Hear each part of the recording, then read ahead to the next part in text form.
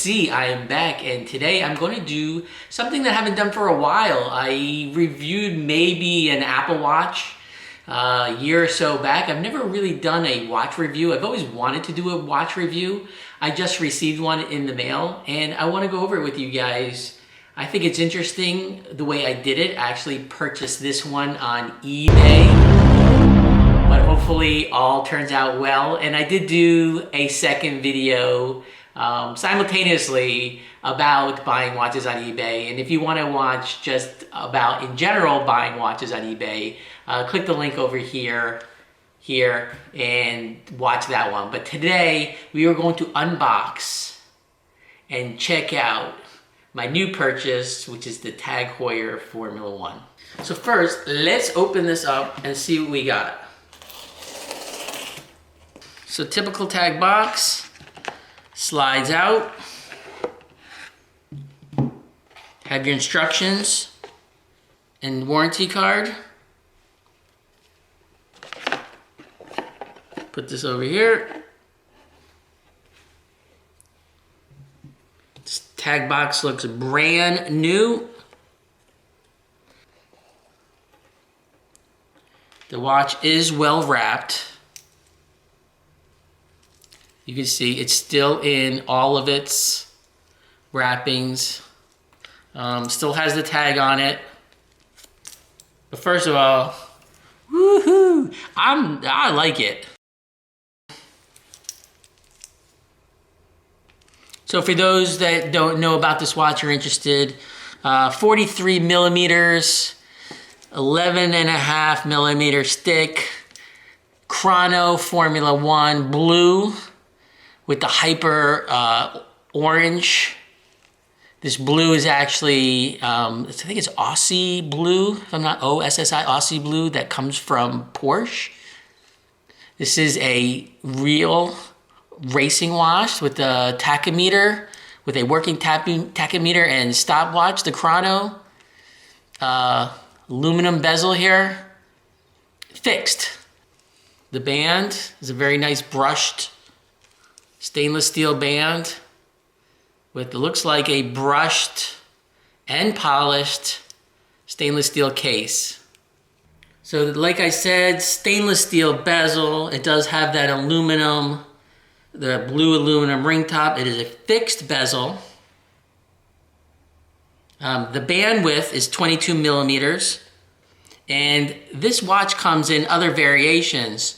It comes in with a NATO band that has blue and orange stripes, which is okay if you like, it's okay if you like a more casual watch than this is. I would already say that this is fit in the casual to sporty watch collection, even though I could see me wearing it with this and it still being a nice business type watch, luxury watch if you want to say.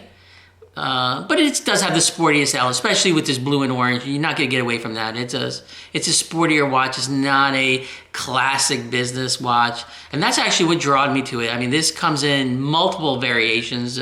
I'm not sure how many there are at this point. There's got to be, if you include the special editions or the limited editions of this watch, 12 to 15 versions of this watch at this point. One of them, like I said, with the NATO band. There's another one that I actually really like. I think it's some sort of fitness. It's some sort of cancer special edition that does rare cancers, research on rare cancers, and it has this bright orange rubber band, which I like. And I actually might, if I had to do anything, I might actually go look for that band and may see if at sometimes I change it out when I want a more casual. I really think that bright orange band makes it pop. So this watch can go 200 meters under the water. It's safe for 200 meters. It is a chrono, and what they are is basically the big one on the bottom is 1/10 of a second. So each time it circles, it's 1 second. So it's got your second, your 1/10 of a second, and your minute chronos within here. So those are the three. And as you can see from the back, it's a double folding clasp.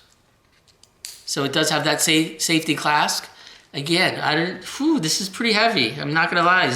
This is definitely heavier than my Cartier. But it's a beautiful watch. I mean, a beautiful watch. And as other people mentioned, this is a funny price point. I mean, a lot of people don't like this price point, meaning that $1,000 to $2,000 price point is in between. Now, don't get me wrong. I am no rich snob. I'm not one of these people that think $1,000 watch is anything to sneeze at. But a lot of people think that's that gray area between under $1,000 is a more modest everyday watch, but the $1,000 is not really a luxury watch. I can see both points.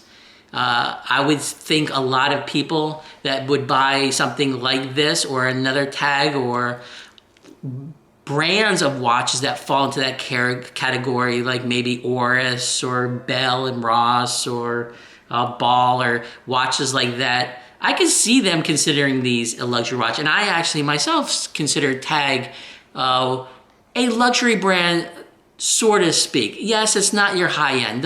Let's not think Rolex and Tag Philippe and all those high end 10,000 plus watches. But when someone sees a watch like this on your wrist, nobody thinks that, oh my God, that guy went for the cheap watch. I cannot believe that anybody would think that unless you're super, super high as snob. But when you think Tag, you think watch. There's nothing else to think about. It's a good watch, regardless if you go to their low-end watches, which probably retail for about $1,000, all the way up to their higher-end watches are probably up to $5,000. These are good watches no matter what you look at it. Some people like them, some people don't like them. I mean, it's a quartz watch. Let me start by saying that. This is a quartz battery-powered watch.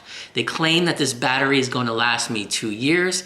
It has Swiss parts in this. It does say Swiss made, so there are Swiss parts, and they do find the rules of what it means to put Swiss made on this watch. It's supposed to be one of the most accurate watches, give or take like 0.07 to 0.010 off like per month. So very accurate watch.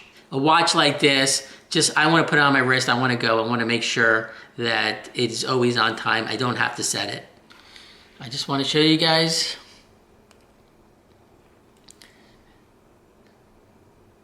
There's a chronos moving. Chrono stop. Ooh, let me get that glare off there for you. Okay, let me get that glare off. Reset it. And go. Stop. Reset. One of the things with new watches I'm always scared of is how to get all this plastic off. I want to use my knife to cut it off because it's shrink wrapped, but I definitely don't want to scratch it. Yeah, I know it's going to get scratched after I wear it, but it's new. Come on, I want it to look brand new for a while. So I'm going to gingerly do this to get this plastic off. I may speed this up or come back to you after I get this off, but yeah, it's really shrink wrapped on there. Love it. Beautiful. I would be wearing this watch a lot. Love the Big 12. I like the orange. Like the blue. Man. Sorry, I can't stop staring at it. You know how it is when you first get your watch. Anyway, guys, questions, anything, ask me. I just want to tell you the joy of wearing a watch. I think for the most part, starting to be a dying breed. I mean, you think about these things like tachymeters and chronographs and GMTs. And I know I got an Apple Watch. I got a cell phone.